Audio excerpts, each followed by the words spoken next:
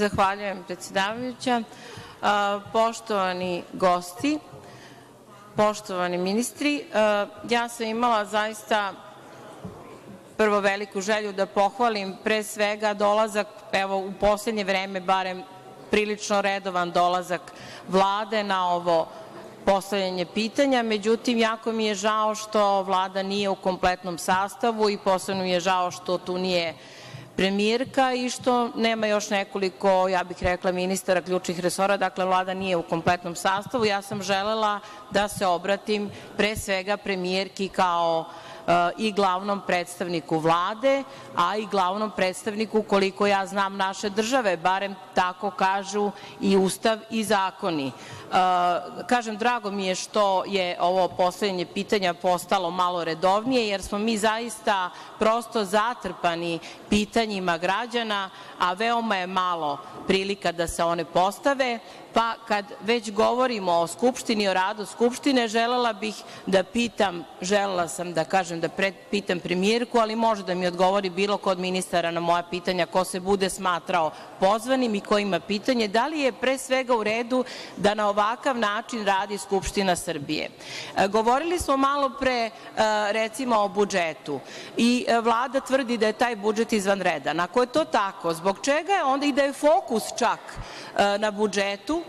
Pa kako je onda moguće da mi ovih dana sedimo na sednici koja ima 62 tačke dnevnog reda, a da je samo jedna od tih tačaka budžet, i to naglašavam, ne prva tačka dnevnog reda, i to znači da očigledno ove godine, kao ni prethodne, nažalost, prave rasprave, diskusije o budžetu zapravo neće ni biti. Ako je taj budžet toliko dobar, zbog čega bi bilo tako?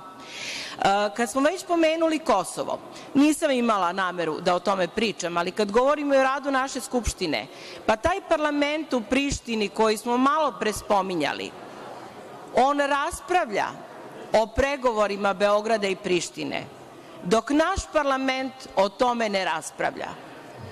Da li mislite da je to u redu? Da li to znači da Vlada nema poverenja u ovaj parlament u kojem ima ogromnu većinu? To mi uopšte nije jasno. Međutim, druga pitanja koja sam želela da postavim tiču se pre svega situacije u Srbiji i o tome šta nameravate da preduzmete u vezi sa uništavanjem pre svega prirodnih resursa Srbije. Govorim naravno o rekama Srbije. Mislim da svi znaju kakva je situacija u vezi sa rekama Srbije, a građani su u takvoj situaciji da čak i kada dobiju, recimo, presudu koja je u njihovu korist, ne mogu tu presudu da sprovedu. To je naravno u vezi sa stanjem o našem pravosuđu. Naravno da i nesprovođenje presude krivično delo, ali pravosuđe je, ja bih rekla, najbolnija tačka Srbije i jedna od onih koje su uvek sporne, čak kada je reč o tim pristupnim pregovorima. Međutim, meni se čini da se u vezi sa tim ne preduzima ništa.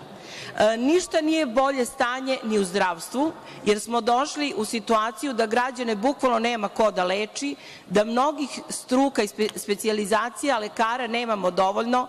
Ja sam, nažalost, imala prilike da se uverim u poslednje vreme da je tako, a mogla bih o tome veoma opširno da pričam i da je to jedan od razloga zbog čega građani toliko odlaze iz ove zemlje. A posebno moram da pomenem strahovito stanje u vezi sa uništavanjem kulturne baštine Srbije, koja nepovratno propada, dok se novac izdvaja za neke namene koje su, ja bih rekla, potpuno neobjašnjive, kao što je, recimo, novogodišnja rasveta.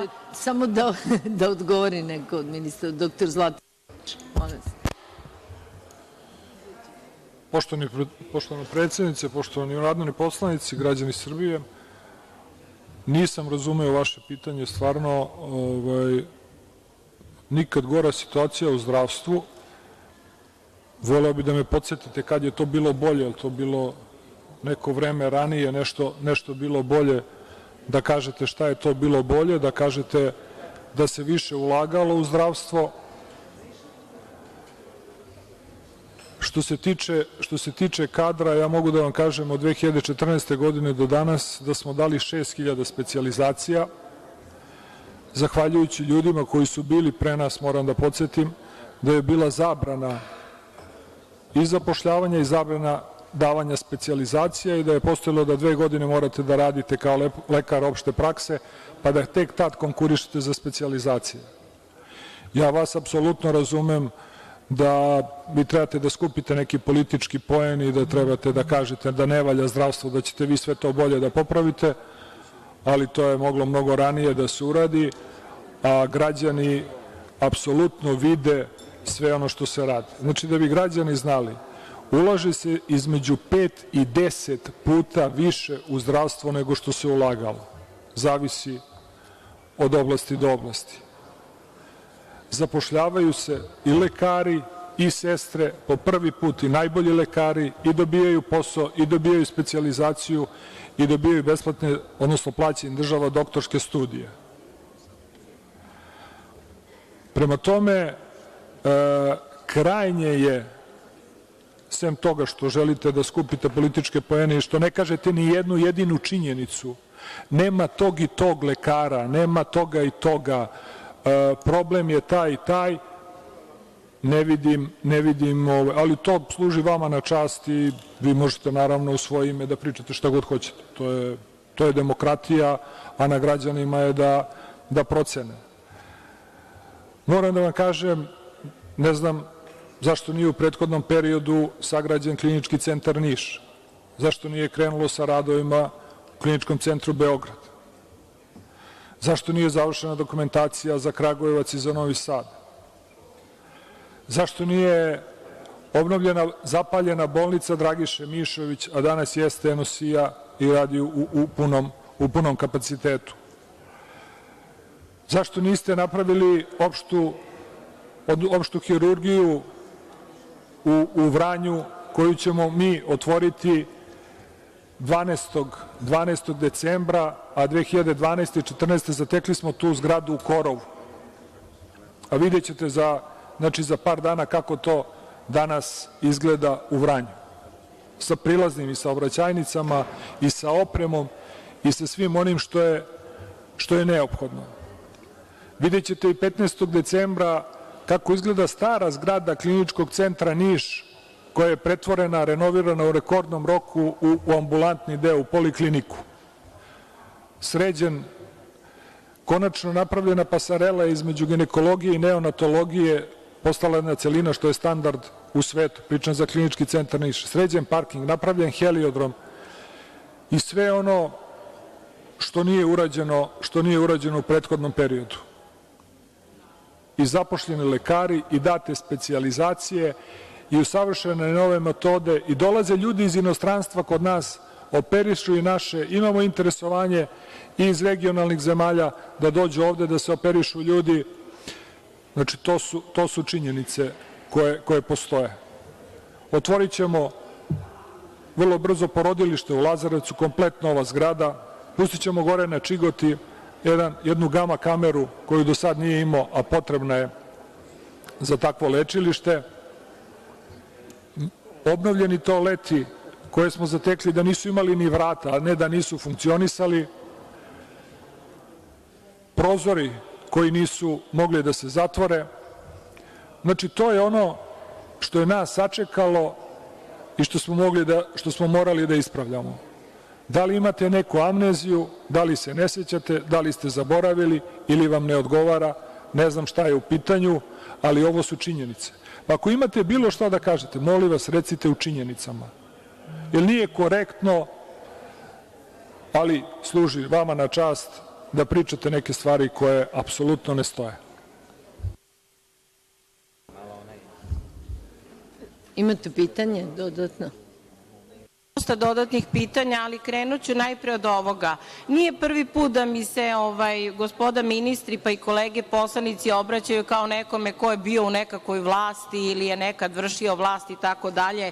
Ja amneziju nemam, ali mogli biste vi da se raspitate da li ja imam bilo kakve veze sa bilo čim.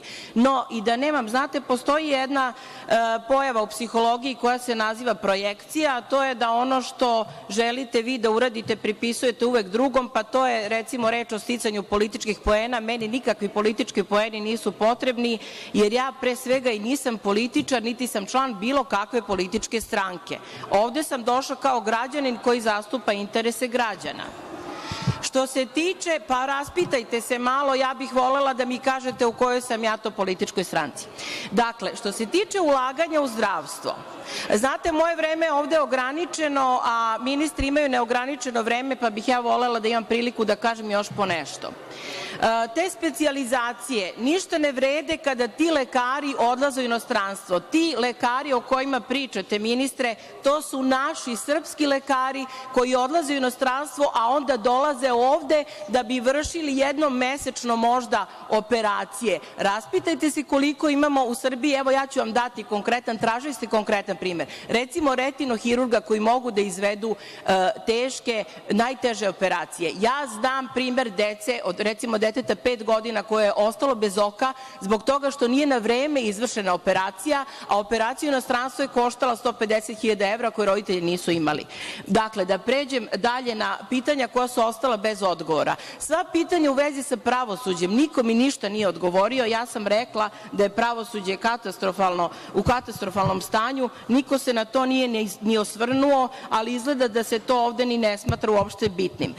Kada sam rekla da bi moglo da se, takođe mi niko nije odgovorio na to zbog čega parlament recimo u Prištini može da raspravlja o pitanju našeg sporazuma, a mi ne možemo da raspravimo o tome. Ali da se vratim recimo na ova ulaganja u vezi sa kulturom i kulturnom baštinom na koje mi takođe niko nije odgovorio. Niko ne dolazi od turista u Rim ili u Pariz da bi video novogodišnju rasvetu. Turisti tamo dolaze da bi videli kulturne znamenitosti koje su u Srbiji u katastrofalnom stanju. Čak i gospodin Vesić rekao nedavno da bi moralo da se uvede krivično delo uništenja kulturne baštine. Ja ne znam da li vi to znate, ali ja sam to čula, pa me interesuje da li bi ministri i da li bi Vlada podržala takav jedan predlog koji je došao od gospodina Vesića. Dakle, nisam ja to rekla. Takođe, kad sam rekla o trošenju novca na novogodišnju rasvetu da bi se od toga moglo izgraditi, neću sad da kalkulišem sa brojem recimo vrtića koje bi se mogle izgraditi od tog novca koji se daje na rasvetu, na subvencije crkvi i tako dalje. Zahvaljujem.